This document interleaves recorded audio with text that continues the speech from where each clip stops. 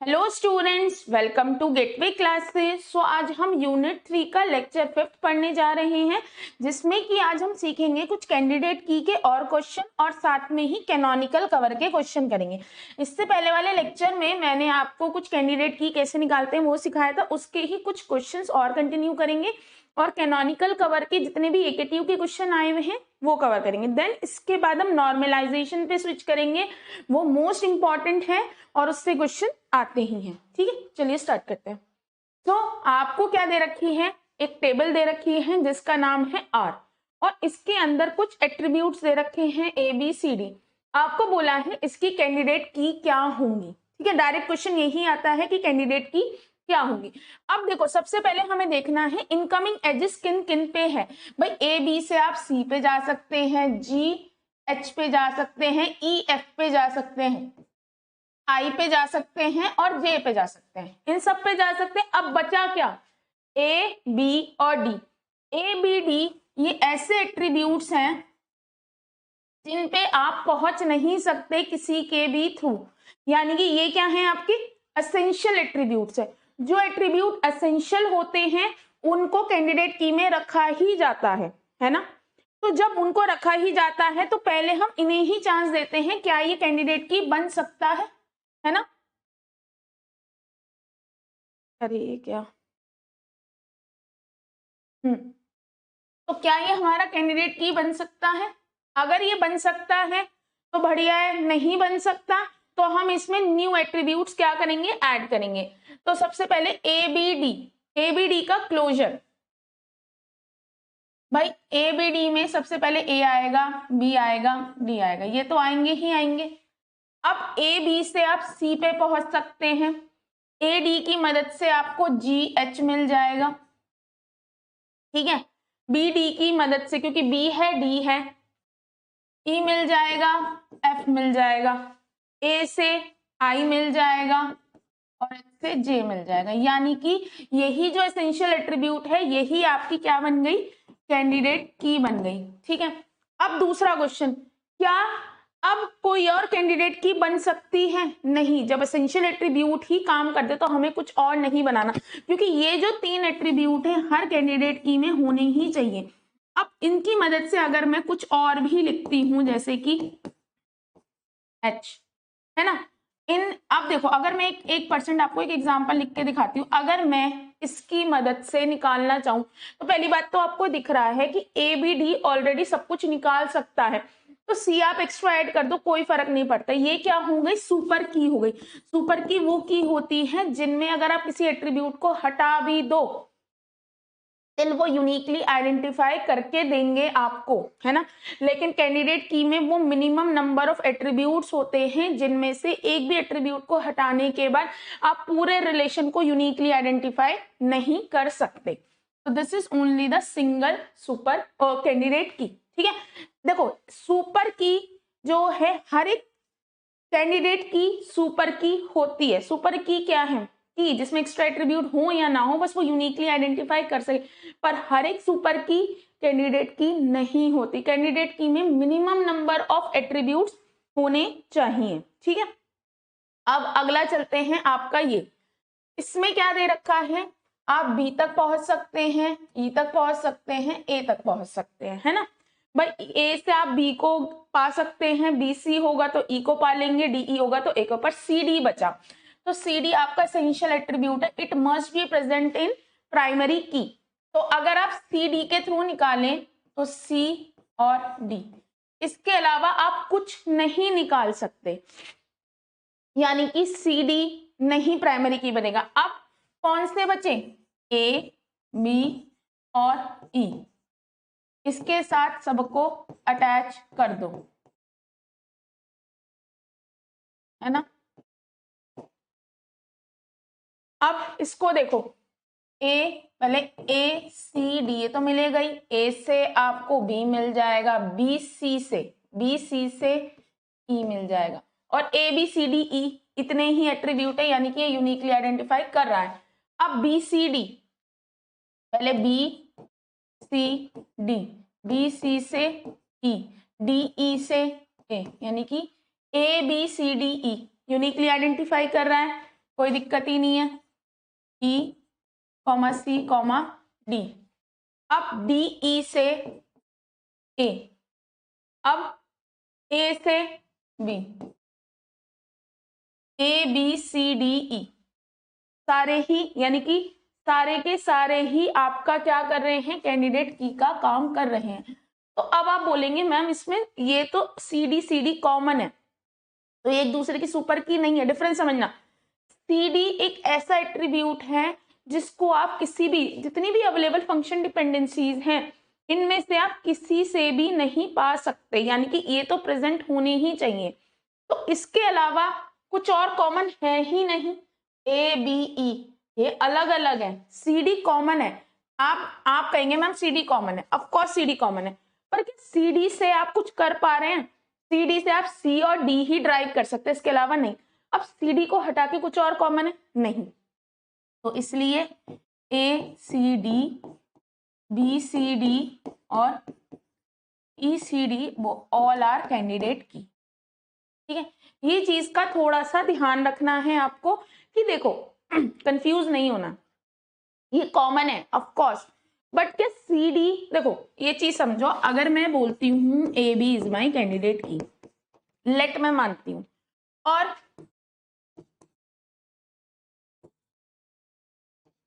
ठीक है, अब देखो इसमें कॉमन क्या है, ए बी अकेला यूनिकली आइडेंटिफाई कर सकता है पूरे रिलेशन को, इसलिए ये सुपर की है।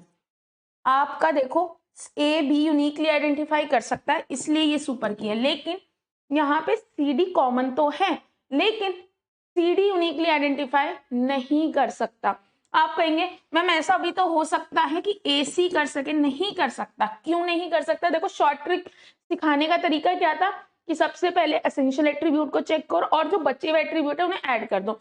आप अगर रीचेक करना चाहते हैं तो हम रीचेक कर सकते हैं। ए सी, मैं मानती हूँ कि आपका कहना है ए सी भी तो हो सकता है मैम, हाँ ए से बी गए, बी सी से ई गए, ठीक है, बट मेरे पास डी आएगा ही नहीं। देखो ए से बी और बी सी से ई मिल गए, 4 एट्रीब्यूट मिल गए, पर मेरे पास डी कभी नहीं आएगा।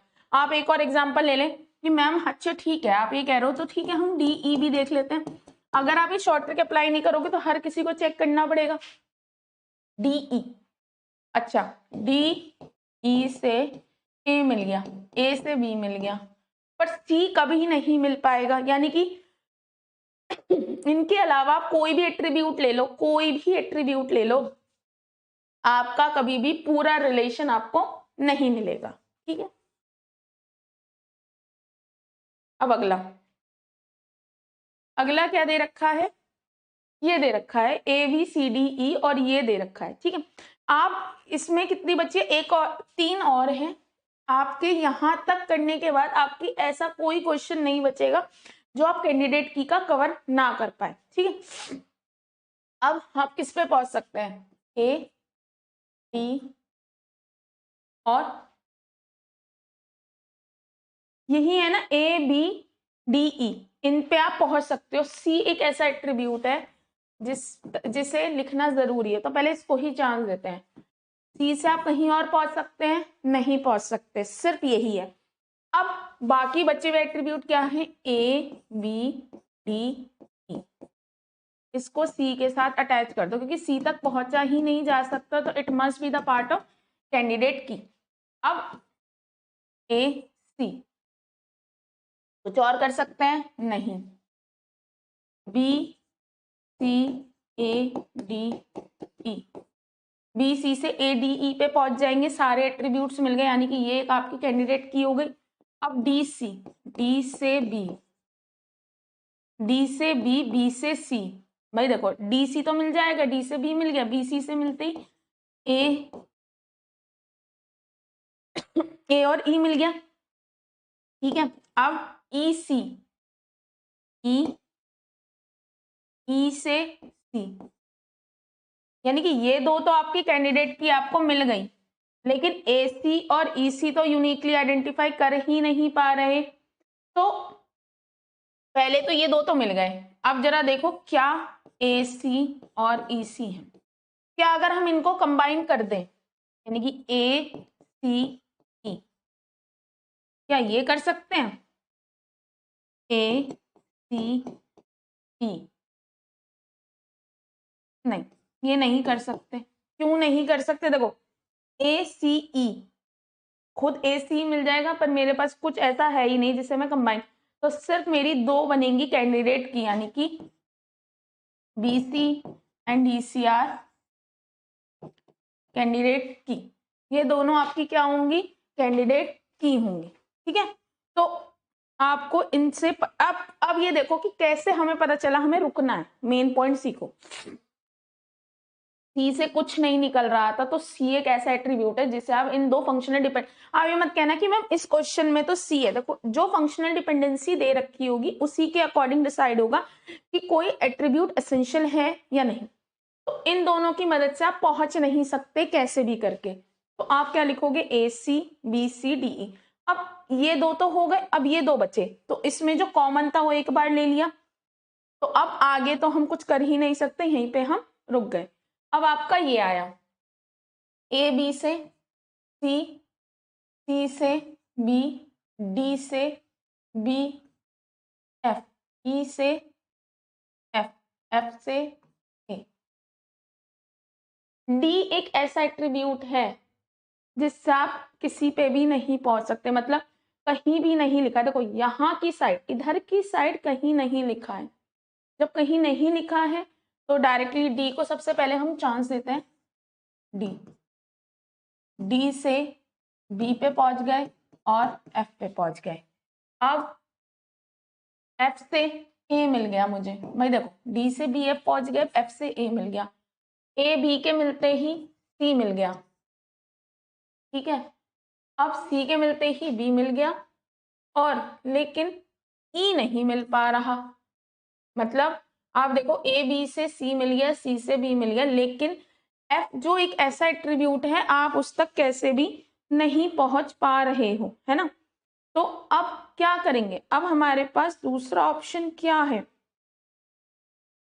हम सी तक नहीं, डी तक नहीं पहुंच सकते, और एक सेकेंड, ई भी तो है हमारे पास। ये दो हैं, हमने देखा नहीं, दो हैं, हम दोनों का देखें, डी और ई, है ना।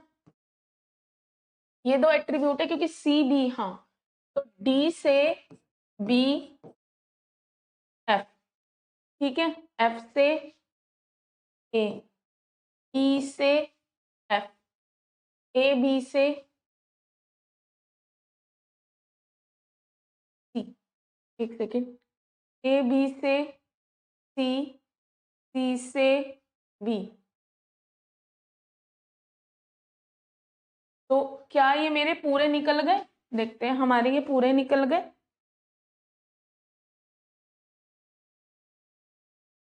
तो ये हमारा पूरा बन गया। देखो एक बार चेक करते हैं। देखो डी ई है, अगर मैं एक बार चेक करूं, मेरे पास डी ई लिखा हुआ है ना। हमें कंफर्म करना हो, जब हमें कभी कंफ्यूजन हो, तो एक बार देखो आप टिक, आपको देखो शॉर्ट ट्रिक और सिखाती हूँ, आपको ये लगे कि नहीं मेरे से शायद गलत हो गया है, तो आपको करना क्या है, इसे क्लिक करो। जैसे डी, पहले डी लिखा, ई लिखा, डी से क्या मिल जाएगा? बी मिल जाएगा और एफ मिल जाएगा। अब ई है, ई से एफ मिल गया मुझे, एफ, एफ है, एफ से ए मिल गया। अब ए बी से सी मिल गया। कितने हैं? A B C D E F, A B C D E F, यानी कि डी ही मेरा क्या हो गया? आपका कैंडिडेट की हो गया। हमेशा पता लगाने का तरीका यही है, जब भी आपको लगे कंफ्यूजन है या आपको लगे कि भाई आपसे गलत होने के चांसेस हैं, आपको ये ऐसे टिक लगाते जाना है। अब आप कहेंगे मैम इसे टिक लगाने से क्या होगा? भाई देखो, आपके जो एट्रीब्यूट जिन पे आप पहुंच नहीं सकते थे उन तक तो आपने पहले ही यूज कर लिए। अब जो बचे हुए एट्रीब्यूट है, अगर ये सारी फंक्शनल डिपेंडेंसी कवर हो रही है, एक एक टिक लग गई, तो आपका बिल्कुल सही हो जाएगा। अब देखो एक एग्जांपल लेती हूँ, suppose A tends to B, ठीक है ना। तो अब ए एक ऐसा एट्रीब्यूट है जिस तक आप पहुंच नहीं सकते, तो ए ले लिया। अब ए से खुद पे पहुंचा जा सकता है, ए से बी से सी। अगर आपने दोनों कवर कर लिया यानी कि आपकी सारी फंक्शनल डिपेंडेंसी कवर हो रही हैं, तो आपका ये क्वेश्चन सही है। यही एक तरीका है, क्योंकि देखो कई बार ऐसा होता है, मतलब मैं आपको गलतियां बताती हूँ। हम क्या करते हैं, हमने अच्छा ये जर्नली हमें दिखता है कि अच्छा हाँ ये पूरे हो गए, और कई बार हम छोड़ देते हैं, जैसे कई बार टिक लगाने में छोड़ देते हैं। तो यही तरीका है कि आप एक एक को लिखते जाओ। ये कवर हो गया आपका, ये कवर हो गया, ये कवर हो गया, फिर आपको क्या मिला भाई, आपके पास ए भी आ चुका था, तो आपने ये कवर कर लिया, ये हो गया, सारे कवर हो जाएंगे, तो मतलब आपका पूरा क्वेश्चन सही है। दिस इज योर कैंडिडेट की। अब आपका ये लास्ट क्वेश्चन, देन इसके बाद मैं आपको कैनोनिकल कवर के क्वेश्चन कराऊंगी, क्योंकि कैनोनिकल कवर मतलब आप ये कह सकते हैं बहुत ज्यादा रिपीटेडली आता है। ठीक है, तो चलो अब ये आपको क्वेश्चन दे रखा है, इसमें क्या आएगा देखो, जी सी एच से G, B C, C F H, C F H A, और ई जी, यानी कि डी एक ऐसा एट्रीब्यूट है जिस तक आप पहुंच नहीं सकते, है ना। डी एक ऐसा, पर डी का अगर मैं क्लोजर भी निकालूं तो डी अकेला कुछ नहीं कर सकता। अब क्या बचे हैं, A B C E F G H. बहुत रेयर ऐसा क्वेश्चन देंगे आपको कि इतना निकालना पड़े, मतलब ये रेयर ऑफ रेयरेस्ट होता है, लेकिन फिर भी मैंने इस क्वेश्चन को इसलिए डाल दिया इसमें, क्योंकि ऐसा होता है कि जब हम छोटे छोटे क्वेश्चंस कर रहे होते हैं तो हमें लगता है कि बस यही आएंगे, तो कई बार ऐसा हो जाता है कि आपको बहुत ज्यादा क्लोजर निकालने पड़ेंगे।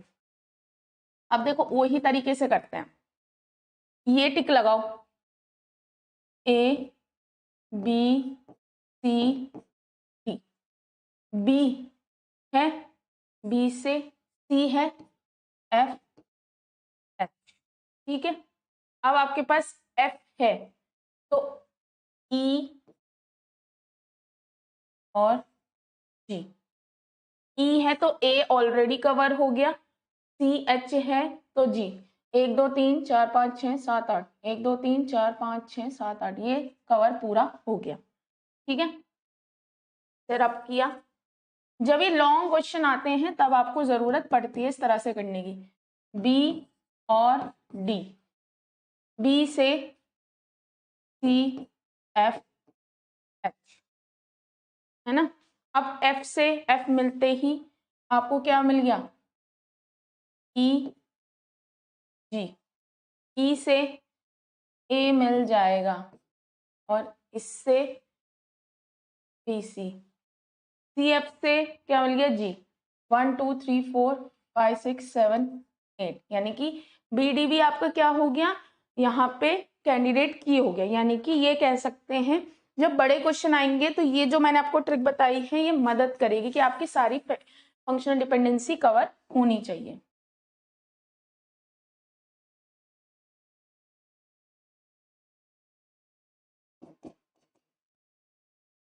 सी डी, अब सी और डी, सी है लेकिन एच के साथ को रिट्राइव कर सकता, अकेले नहीं कर सकता, तो ये कुछ नहीं कर पाएगा। ये ही दोनों मेरी कैंडिडेट की हैं अभी।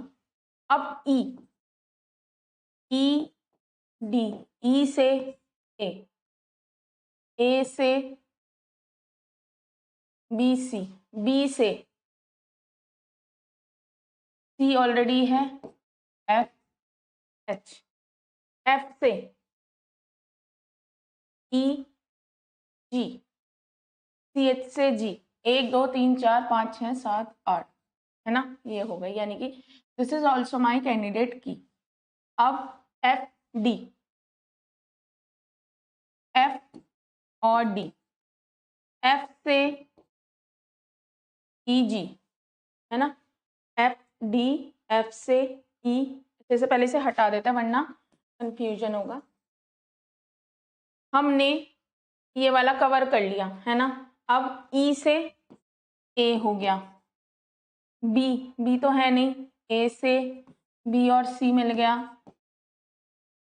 अब बी से मुझे सी एफ एच मिल गया, सी एच है जी मिल गया, यानी कि this is also my 1 2 3 4 5 6 7 8, this is also my candidate की। जब छोटे होते हैं ना मतलब फंक्शनल डिपेंडेंसी, तब तो ये करो ना करो, लेकिन जैसा ये मैंने क्वेश्चन दिखाया, इसमें अगर मैं ऐसे लाइन क्लिक ना करूं ना, तो हम कोई ना कोई छोड़ देंगे, ये होता है। तो आपको ये चीजें याद रखनी है, आप इसको प्रैक्टिस बनाएं कि भाई मेरे को अंडरलाइन करना ही है, चाहे पेंसिल से करें, क्योंकि इट्स अ ह्यूमन नेचर कि हम थोड़ा सा कर देते हैं कई बार। जी एच, अब भैया जी तो ऐसा कुछ है नहीं यहाँ, और एच अकेले से कुछ हो नहीं पाएगा, तो this is also wrong. H H D कुछ नहीं कर सकते, है ना। तो मेरी क्या मिली अब, अच्छा कौन कौन सी बच गए, सी डी, जी डी और एच डी, है ना। सी डी, जी डी और एच डी। अब आप कहेंगे मैम दो दो का बना लेते हैं, C G D, C H D, ये तो बनेगा। सी डी को इसके साथ कंबाइन कर दो, इसको इसके साथ कंबाइन कर दो, क्या ये कर सकता है, सी जी डी। सी, ना तो सी है अकेला, ना जी है, ना डी है, कुछ नहीं कर सकता।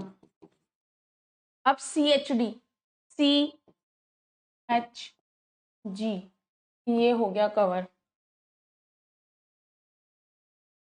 और ये भी नहीं कर सकता। तो अब इनका क्या चार का कॉम्बिनेशन बना है, हाँ वो भी करके देख लेते हैं, C H G D, C H G D, C H से जी, जी तो ऑलरेडी मिल रहा है, और ये कुछ नहीं कर सकते। तो इस तरह से हमें देखो, अगर आपको जब ये दो दो के मिले, तो आपको ये देखना है कि जो बिना बने हुए हैं उनको कंबाइन करना है, फिर जब ये ना बने तो चार के कंबाइन करने हैं। बट आगे कुछ बन ही नहीं रहा है, क्योंकि चाहे आप चार में कंबाइन कर लो, तीन में कंबाइन कर लो, कहीं भी सॉल्यूशन नहीं मिल रहा है। जब ऐसा हो जाए तो आपको रुक जाना है। तो आपकी कौन कौन सी कैंडिडेट की मिली है, A D, B D, E D और F D, all these are my candidate key, ठीक है। तो ये क्वेश्चन कराने का, जो ये लास्ट वाला क्वेश्चन था, उसका कराने का मेरा मोटिव यही था कि आप ये समझ सकें कि कई बार ऐसे क्वेश्चन आते हैं कि आपको लॉन्ग क्वेश्चन करने पड़ सकते हैं, ठीक है, कि मतलब आपको 3 तक 4 तक जाना पड़ सकता है, ठीक है। अब चलो मैं इसमें एक बार, अब आते हैं हमारे कैनोनिकल कवर के क्वेश्चंस। मैं आपको एक आध और करा देती हूँ, क्योंकि ये इंपॉर्टेंट है, ये आएगा ही, मतलब आता है 7 क्वेश्चन।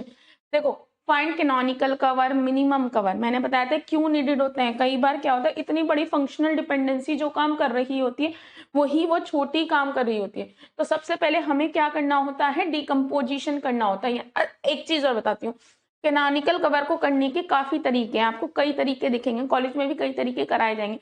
एक और तरीका है जो कराया जाता है, लेकिन वो जो तरीका है वो थोड़ा सा टिपिकल पड़ता है। अब टिपिकल क्यों पड़ता है, क्योंकि उसमें लॉजिकल थिंकिंग आ जाती है। यहाँ पे तो आपको एक रूल पता है कि पहले इधर की साइड के तोड़ने हैं, फिर वो करना है, तो वो बच्चा फिर भी याद कर लेता है। तो ऐसे समझो, एक क्वेश्चन को करने के काफी तरीके अवेलेबल हैं, तो ऐसा नहीं है कि वो तरीका गलत है या ये सही है, आप किसी भी तरीके से कर सकते हैं। बट ये वाला मैं प्रेफर करूंगी, क्योंकि इसमें आपकी गलती नहीं होगी, मतलब बहुत कम चांसेस हैं गलतियां होंगी, ठीक है। तो सबसे पहले हमारा काम होता है डिकम्पोजिशन का, बट एज इन दिख रहा है नो, ऑलरेडी ऑलरेडी डिकम्पोज है, कोई ऐसा है ही नहीं कि हमें क्या करना है। आपको पहले इधर की साइड की रिडंडेंसी निकालते हैं ना, इधर कुछ है ही नहीं। सेकंड क्या है, आपके जो एक्स्ट्रा फंक्शनल डिपेंडेंसीज है उन्हें रिमूव करना, हम डायरेक्टली वहीं पहुंच जाएंगे। अब डिकम्पोजिशन मतलब होता है राइट हैंड साइड पे अगर ऐसे लिखा होता A B tends to C D, तो आप पहले क्या करते हैं, A B tends to C और A B tends to D, ये करते हैं ना। तो सबसे पहले अब हम ये काम पहले ही हो रहा है, तो हमारा काम क्या है, चेक करना कि कोई फंक्शनल डिपेंडेंसी एक्स्ट्रा तो नहीं है या उसके हटने से हमारा काम से। तो पहले ए क्लोजर निकालो, ए क्लोजर ए से बी और बी से सी, है ना। ये अगर मैं इसको इग्नोर करूं, ignore A tends to B, क्या मेरा फिर भी काम हो सकता है? भाई देखो, अगर मैं इसको इग्नोर करती हूं तो मैं फिर अगर ए क्लोजर निकालती हूं तो ए से सी, है ना, और ए सी से बी, यानी कि अगर ये नहीं होगा तब भी मेरा काम चल रहा है, क्योंकि अगर ये नहीं है तो ए से सी और ए सी से बी, यानी कि अब जब कोई हट जाए तो आपको दोबारा लिखना है, मेरी न्यू फंक्शनल डिपेंडेंसी क्या आ चुकी है, B tends to C, A tends to C, A B tends to B, A B tends to C और A C tends to B, यानी कि ये वाली मेरी फंक्शनल डिपेंडेंसी हट गई। और अगर आप कंफर्टेबल हैं कि आप डायरेक्टली क्वेश्चन कर सकते हैं बिना मतलब उसके, तो आप ऐसे भी छोड़ सकते हैं। अब अगला देखते हैं बी का क्लोजर। अगर देखो, आपको करना क्या है, पहले इस फंक्शनल डिपेंडेंसी के होते हुए निकालना है और एक बार इसे छोड़ के, यानी कि अगर मैं एक बार ये अवेलेबल है तब निकाला तो ये आ गया, और ये नहीं है इसके बिना भी मेरा काम हो रहा है। अब सबसे पहले बी क्लोजर निकाला, बी से सी। अब बी से सी और तो कहीं पहुंच ही नहीं सकते।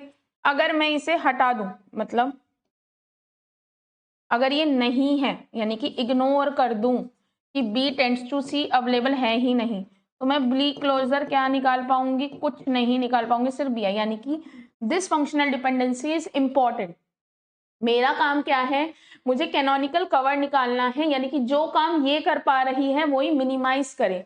अब सबसे पहले फिर से क्या निकालेंगे, ए क्लोजर, तो ए से सी और सी से डी। अगर मैं इसको इग्नोर कर दूं, यानी कि इग्नोर ए टेंड्स टू सी, अगर मैं इसे इग्नोर कर रही हूं तो ए क्लोजर मैं कुछ निकाल पाऊंगी? भाई मेरे पास ये नहीं है, ये समझो ये नहीं है, बी टेंड्स टू सी है, A B tends to B है, ये तो कुछ नहीं निकाल पाएगा, सिर्फ ए, यानी कि ये भी इंपॉर्टेंट है। जब तक कोई कटे ना उसे ही सेम लिखो, जब कुछ कट जाए तो न्यू। अब क्या है, ए बी क्लोजर। देखो, अगर मैं ए बी क्लोजर निकालती हूं तो ए से बी, बी से सी, और अगर मैं इस वाले को इग्नोर करूं,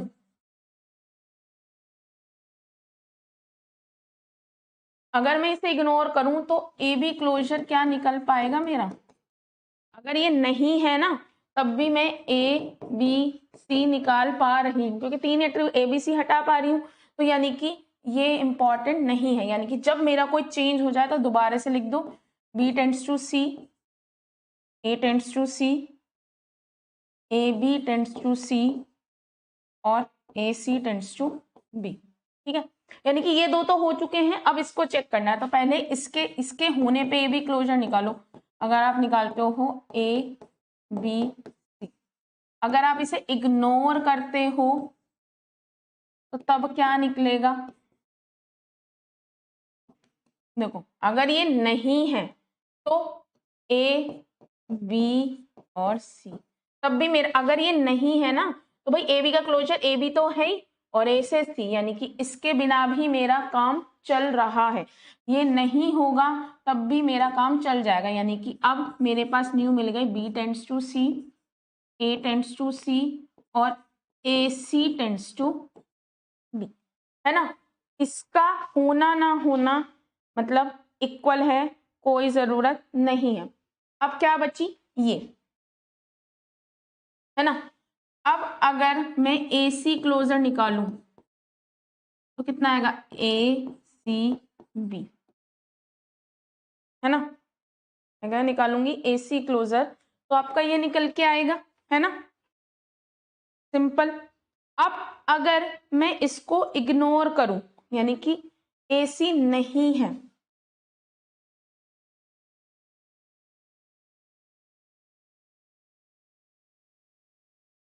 तो मैं ए, अगर ये नहीं है तो मैं सिर्फ क्या निकाल सकती हूँ भाई, ए पे पहुंच सकती हूँ और सी पे। अगर ये पोर्शन नहीं है तो मैं बी नहीं गेन कर पाऊंगी, यानी कि ये होने इंपॉर्टेंट है।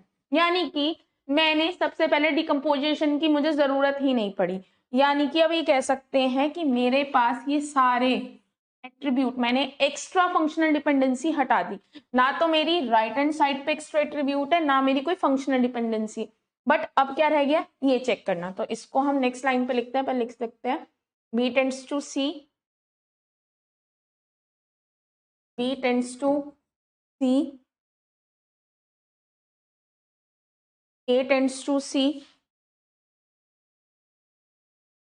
और A C tends to B, है ना। ये तीन बची हैं, अब इन तीनों को चेक करना है। मतलब ये दो तो हो चुके हैं, अब इसको चेक करना है। पहले ए सी क्लोजर निकालो, ए सी क्लोजर ए सी बी। अब ये देखो क्या सिंगल ए से या सिंगल सी से कुछ निकल सकता है? सिंगल ए से सी, है ना। और देखो सिंगल ए से, यानी कि अगर ए से सी और ए सी से मिलते ही आप कहाँ पहुंच गए, बी पे, है ना। अगर आप सिंगल ए से भी निकालो तो काम हो गया, लेकिन अगर सिंगल सी से निकालना चाहो तो नहीं निकलेगा। यानी कि सी का होना, आप कहेंगे कि मैम ये तो अभी इस टाइम पे ये है, हाँ ये इस टाइम पे है, लेकिन अगर आप सिंगल ए लिखोगे तो इन फंक्शनल डिपेंडेंसी में सिंगल ए से भी आप काम कर सकते हो, जबकि सिंगल ए से काम नहीं होगा, क्योंकि ए से सी निकल रहा है। अगर आप ये चीज देखो, ए से सी निकल रहा है और ए सी से बी, तो ये सी तो एक एक्स्ट्रा एट्रीब्यूट है, इसके हुए बिना भी काम हो जाएगा। यानी कि आप क्या लिखोगे, जब सिंगल ए सी से ये निकल रहा है, सिंगल ए से भी निकल सकता है, तो सी का होना जरूरी नहीं है, और सी से आप कुछ खास निकाल भी नहीं पा रहे हो, तो आप लिख सकते हो B tends to C, A tends to C और A tends to B. This is my canonical cover या मिनिमम कवर। जो काम ये करके देगी ना इतनी बड़ी फंक्शनल डिपेंडेंसी, यानी कि जो ए बी सी का क्लोजर जो ये निकाल के देगी वही ये काम करके देगी, ठीक है। अब देखो अगर आप कंफर्म करना चाहते हो तो अभी मैं आपको चेक करके, और इसे आप लिख सकते हो बी टेंड्स टू सी और A tends to B C, इसे आप कंबाइन कर सकते हो। This is my canonical cover और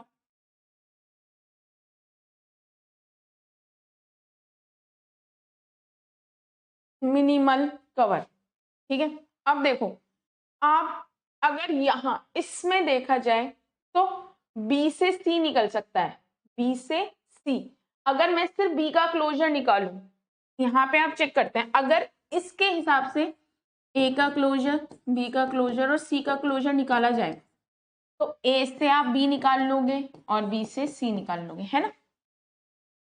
इसमें देखा जाए तो बी से बी निकलेगा और सी निकलेगा, आप कुछ और नहीं निकाल सकते, और सी से तो सिर्फ सी ही निकाल सकते हो। ये निकल रहा है ना इसके अकॉर्डिंग, क्योंकि, है ना। अब यही चीज यहाँ चेक करके देखो अगर मैं ए क्लोजर, बी क्लोजर और सी क्लोजर की बात करूं तो ए से सिर्फ आप ए निकाल पाओगे, बी निकाल पाओगे और सी निकाल पाओगे, है ना। ये तीन काम कर पाओगे। और बी से बात की जाए तो खुद को बी को निकाल सकते हो और सी को, और सी से अगर आपको चेक करना है your canonical cover is right और नॉन्ग, सिंगल एट्रीब्यूट के साथ निकाल के देखना, अगर ये और वो सेम आ जाए यानी कि आपका कैनोनिकल कवर सही निकला है, ठीक है। चलो ये क्वेश्चन आपका AKTU में आया हुआ है। इससे अगला क्वेश्चन करते हैं, ये भी आपका AKTU में आया हुआ है। मतलब मैं आपको AKTU के क्वेश्चंस करा रही हूँ ताकि आपको बिल्कुल भी मतलब डाउट ना रहे, क्योंकि ये क्वेश्चन आएगा तो डायरेक्ट 7 मार्क्स में आएगा, ठीक है। और बच्चे को कंफ्यूज करने के लिए वो क्या देते हैं, देखो ऐसे देंगे, ना तो डिकम्पोजिशन की ज्यादा जरूरत पड़ती, ना फंक्शनल डिपेंडेंसी निकालने की, इधर की साइड निकालने के ज्यादा क्वेश्चन आ जाते हैं, बस कंफ्यूज करने, हार्ड बनाने के लिए सिर्फ इतना कर देते हैं, ठीक है। अब देखो इसमें डिकम्पोजिशन करना पड़ेगा, मैं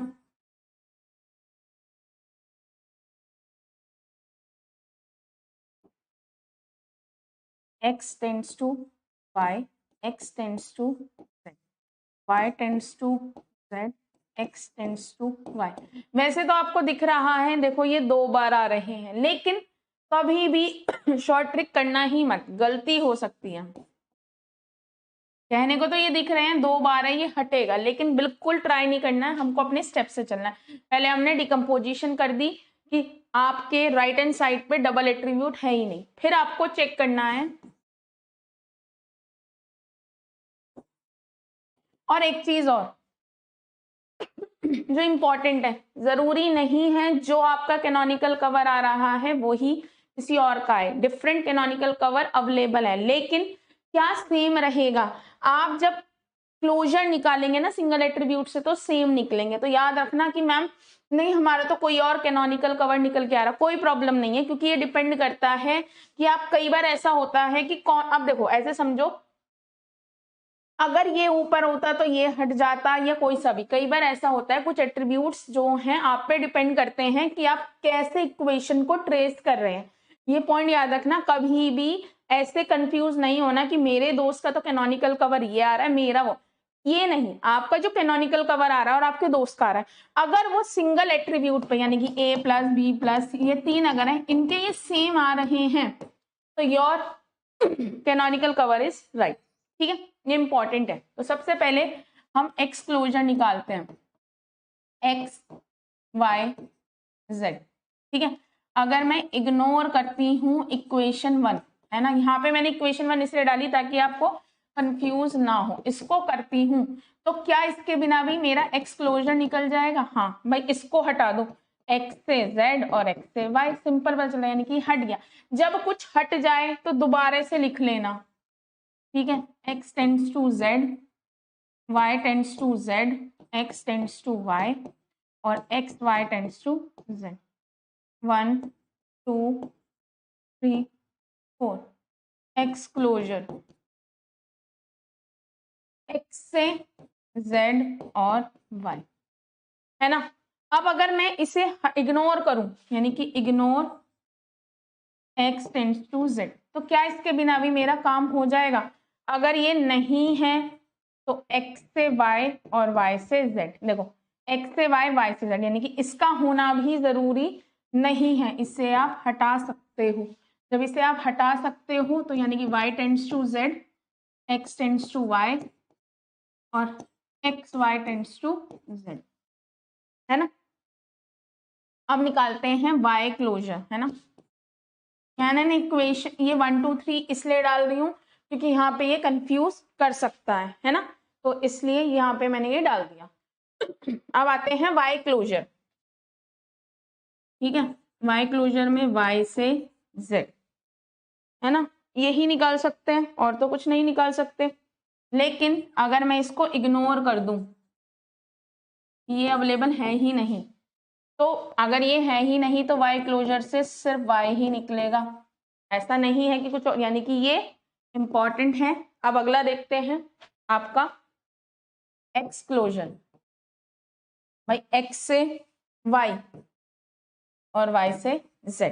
अगर मैं इग्नोर कर दूं x टेंड्स टू y को, तो x क्लोजर कितना निकल सकता है?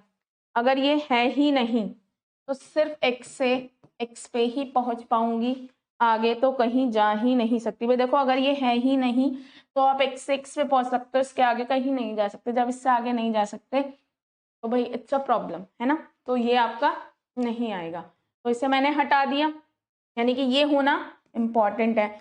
अब लास्ट वाला देख लेते हैं, X Y, X comma Y comma Z. अगर ये इग्नोर कर दूं, है ना, ये हटा दिया और एक्स वाई क्लोजर निकालूं, देखो अगर ये नहीं है तो आप x से x पे पहुंच जाओगे, x की मदद से y पे और y की मदद से z पे, तो यानी कि ये होना जरूरी नहीं है, हट गया। तो सिर्फ आपका क्या बन गया, X Y tends to z और x टेंड्स टू y। ये आपका कैनोनिकल कवर और मिनिमल कवर हो गया, है ना। अब ये देखो कि आपको चेक करना है कि ये सही है या नहीं। अब देखो x closure, y closure, z, it's a short trick, ये आपको करके नहीं दिखाना, ये आपकी पर्सनल है। मतलब आपने इतनी मेहनत करी 7 मार्क्स के क्वेश्चन में, आपको कंफर्म करना, और आपका दोस्त कह रहा है भैया मेरा तो ये नहीं आ रहा, मेरा कोई आ रहा, कह रहा है यार ये तो गड़बड़ है, तो इसका सोल्यूशन है सिंगल x को देखो, x y z, यहाँ पे पहुंच पा रही हूँ, y से z, y से z पे ही पहुंच सकती हूँ, और z से सिर्फ z पे पहुंच पाऊंगी इसके अकॉर्डिंग, इतना ही पहुंच सकती हूँ ना। अब इसका निकाल के देख लो, x closure, y closure, z closure, ये फॉर रीचेकिंग है, आपको ये लिखना नहीं है ना, ये आपको लिखना नहीं है। x से y, y से z, y से z, z से सेम आ रहा है। अब आप कोई भी बोले गलत है, नहीं मेरा देखो सिंगल एट्रीब्यूट पे ये आ रहा था और यहाँ भी ये आ रहा है, मेरा सही है, ठीक है। It is for your personal checking, ये लिखना नहीं होता, यहीं पे ही खत्म करना है, क्योंकि ये चीज इसलिए मैं आपको बार बार रिपीट करी, क्योंकि canonical cover is not unique. कुछ इक्वेशंस में यानी कि कुछ फंक्शनल डिपेंडेंसी में it must be unique, but कुछ क्वेश्चन में ये डिफरेंट रहता है, यानी कि ये मान सकते हैं या आप इस तरह से कह सकते हैं कि कई बार एक ऐसी इक्वेशंस आ जाती है, मतलब आई नहीं है पर ऐसी इक्वेशंस कई बार कंफ्यूज करने के लिए पेपर में दी जाती हैं, जिसमें अगर आप पहला वाला यूज करेंगे तो डिफरेंट कैनोनिकल कवर आएगा और दूसरे वाले को पहले यूज करेंगे तो डिफरेंट आएगा।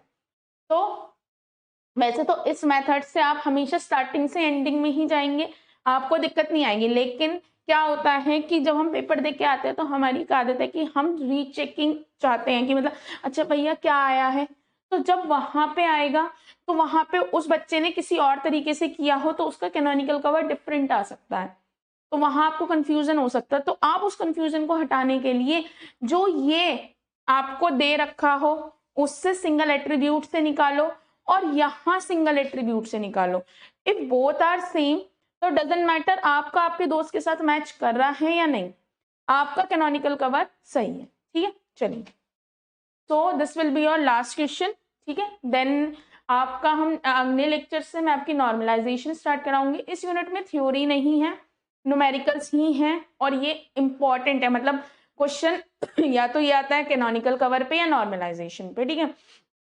ऐसे ही फोर्थ यूनिट भी आपकी मतलब न्यूमेरिकल बेस्ड है, फिफ्थ थोड़ा थ्योरी है ना। तो सबसे पहले ये देखते हैं। अब देखो करने को तो आपको दिख रहा, आपको कई बार ना शॉर्ट ट्रिक भी सिखाई जाती है, जैसे कि यहाँ आपको ये भी चीज सिखाती हूँ, कहने से आपको ये दिख रहा था कि देखो x टेंड्स टू y है और y टेंड्स टू z है, तो आप x tends to z direct लिख सकते हैं, या कुछ चीजें आपको देखने में कंफ्यूजिंग लगेगी और इसका एक शॉर्ट ट्रिक भी आती है, but go with this method, क्योंकि ये आपको गलती के चांसेस 0.1 भी नहीं छोड़ेगा। अब इसको करते हैं, तो सबसे पहले डिकम्पोजिशन की नीड तो है हमें, है ना, तो डिकम्पोजिशन करते हैं।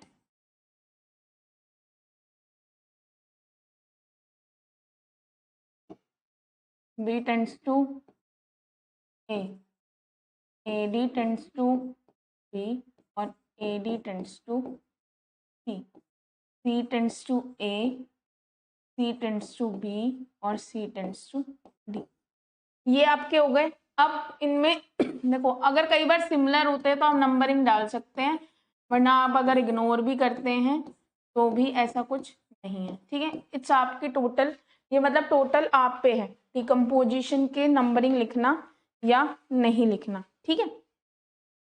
चलो, तो सबसे पहले हम B टेंड्स टू A करते हैं, तो सबसे पहले B क्लोजर निकालते हैं। अब देखो आपको ये देखना है कि आपके सारे एट्रीब्यूट हैं या नहीं। कई बार देखो consider another set of functional dependency, कई बार ऐसे भी लिखा जाता है, आपको दूसरी सेट का फंक्शनल डिपेंडेंसी बनानी है, ठीक है।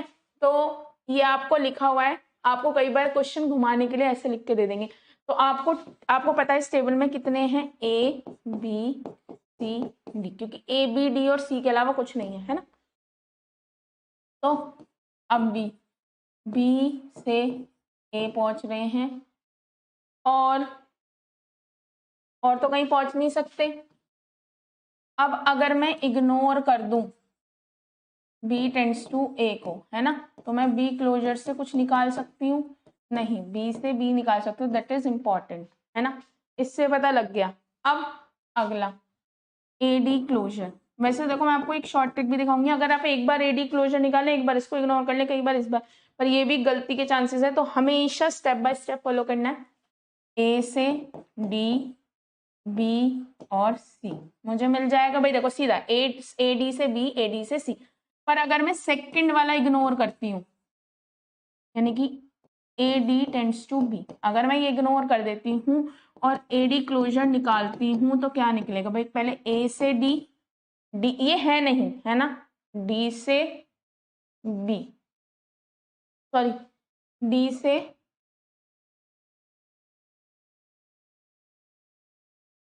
हाँ डी से सी, ये है ना।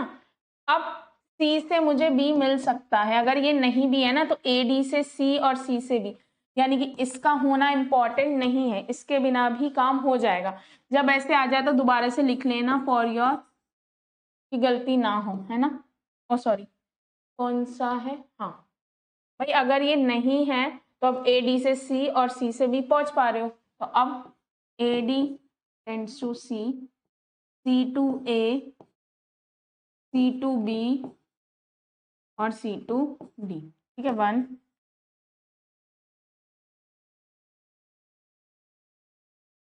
है ना।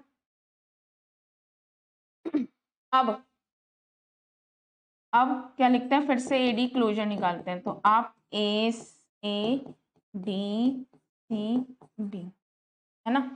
पर अगर मैं ये इग्नोर कर दूं,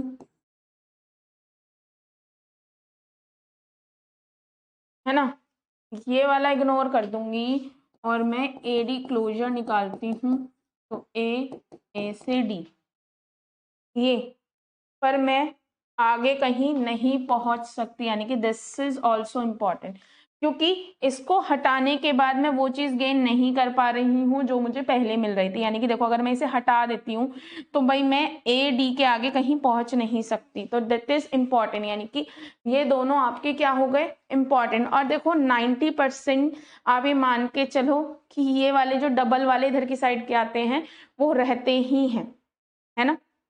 अब यहाँ पे सी क्लोजर, है ना, सी से ए बी डी, सी से ए बी डी, अब मैं इग्नोर करूं सी टेंड्स टू ए को, अगर मैं इसको इग्नोर कर देती हूँ तो सी क्लोजर कितना निकलेगा और ये नहीं है, सी से बी और डी, ये नहीं है, सी से बी, सी से डी और बी मिलते ही ए मिल गया, तो यानी कि ये जरूरी नहीं है, इसे हटा सकते हैं। जब हटा सकते हैं तो दोबारा से लिखना है B tends to A D tends to C, C tends to B और सी टेंड्स टू डी। भाई ये दोनों तो मेरे हो चुके थे, अब दोबारा से सी क्लोजर निकालो, सी बी डी और बी से ए मिल गया। अब अगर मैं इग्नोर करूं सी टेंड्स टू बी को, यानी कि ये नहीं है, तो मैं क्या निकाल सकती हूँ, सी से डी, अगर ये नहीं है तो सी से डी निकलेगा, इसके आगे कुछ नहीं निकल पाएगा, यानी कि ये होना जरूरी है ना। फिर इसको चेक करेंगे सी टेंड्स टू डी, देखो सबसे ज्यादा जो दिक्कत करती है वो यही आती है, डबल। अब दोबारा से निकालते हैं, वैसे तो देखो यहीं पे ये निकल गया है, लेकिन आप बार बार निकालो, it's a good practice. C closure, यानी कि अगर ये है तब C closure, C B D और ए, लेकिन अगर मैं इग्नोर करूं सी टेंड्स टू डी को, है ना, तब क्या निकलेगा, तो ये नहीं है, सी से बी और बी से ए, है ना, इसे हटा दूं, सी से बी, ये सॉरी सी से डी हटा दें, सी से बी, बी से ए, डी नहीं, तो ये भी इंपॉर्टेंट है। यानी कि ये आपकी फंक्शनल डिपेंडेंसीज आपको मिल चुकी हैं जिसमें कोई भी एक्स्ट्रा नहीं है।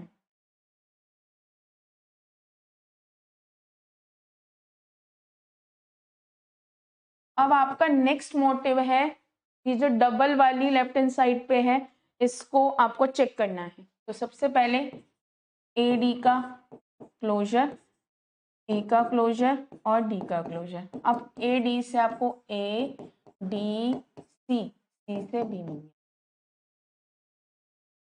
अगर आप सिंगल ए की बात करो तो सिर्फ ए मिल पाएगा, और सिंगल बी की बात करो तो सॉरी बी कह रही हूँ, डी की बात करो तो सिंगल डी आपको मिल पाएगा, यानी कि आपको नहीं मिल पाएंगी, है ना। तो एक तरह से ए डी होना इम्पॉर्टेंट है, इसके बिना काम नहीं चल सकता। तो ये आपकी क्या आ गया, canonical cover. This is your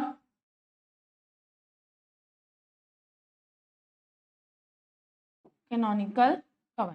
अब इसके बाद अब आपको चेक करना है, तो देखो simply A closure, B closure, C closure, D closure.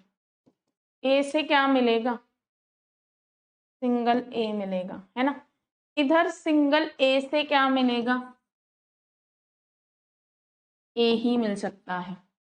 इधर बी से क्या मिलेगा, भाई बी मिल जाएगा और ए मिल जाएगा, इसके अलावा तो कुछ नहीं मिल सकता, है ना। और अगर इधर से बात की जाए, बी मिलेगा और सिंगल ए मिलेगा, कुछ और नहीं मिलेगा। अब अगर सिंगल सी की बात की जाए तो सी ए बी डी।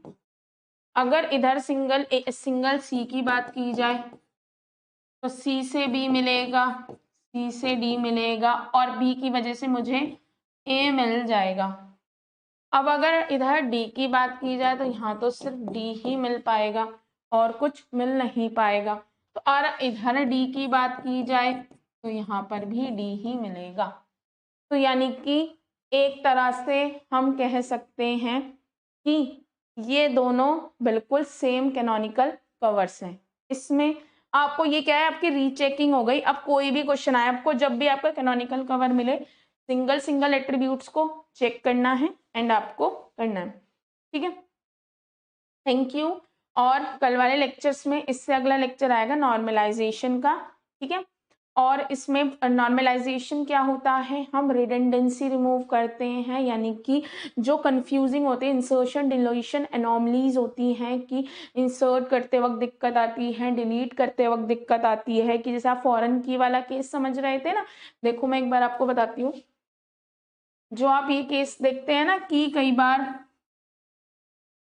कि आपके पास एस नंबर है, डिपार्टमेंट नंबर है ना, और यहाँ पे क्या है, डिपार्टमेंट नंबर है और डिपार्टमेंट नेम है ना। कि यहाँ पे आप ये क्या है, फॉरेन की का काम कर रही है, ये किसका काम कर रही है, आपका प्राइमरी की का, है ना। तो यहाँ पे ऐसे कोई एट्रीब्यूट नहीं, ऐसा कोई वैल्यू नहीं हो सकती जो यहाँ ना हो। तो जो इंसर्शन डिलीशन की प्रॉब्लम होती है उसे हम कैसे सॉल्व करें, कैसे नॉर्मलाइजेशन आपके एक्स्ट्रा एट्रीब्यूट्स को या एक्स्ट्रा चीज़ों को हटाता है और आपके लिए चीज़ों को ईज आउट करता है। नॉर्मलाइजेशन में first NF, second NF, third NF, BCNF, इनके तो न्यूमेरिकल आते हैं, ठीक है। फिर आता है फोर्थ NF और फिफ्थ NF। ये 6 NF है नॉर्मलाइजेशन नॉर्मल फॉर्म। ये जो 6 NF है इसमें से फर्स्ट, सेकंड, थर्ड और BCNF तो आपको न्यूमेरिकल आएंगे, और जो फोर्थ और फिफ्थ है वो मल्टी वैल्यूड के लिए होते हैं, वो थ्योरेटिकल आता है। फिर आपका आता है लॉसलेस, है ना, डिकम्पोजिशन और लॉस डिकम्पोजिशन। ये आपके 8 टॉपिक है। ये टॉपिक इंपॉर्टेंट है। कल मैं आपको नॉर्मलाइजेशन का फर्स्ट एंड सेकंड NF कराऊंगी, देन थर्ड फोर्थ। तो आपकी ये यूनिट बहुत इजी है, बस न्यूमेरिकल बेस्ड ही और स्कोरिंग है ना। और एग्जाम में भी आप देखेंगे कि के पेपर तो स्कोरिंग मतलब थ्योरी ही नहीं, थ्योरी इन सेंस कुछ नहीं आती, न्यूमेरिकल ही आते हैं। तो ये आपको बहुत अच्छा गेन करा सकते हैं, ठीक है। Thank you.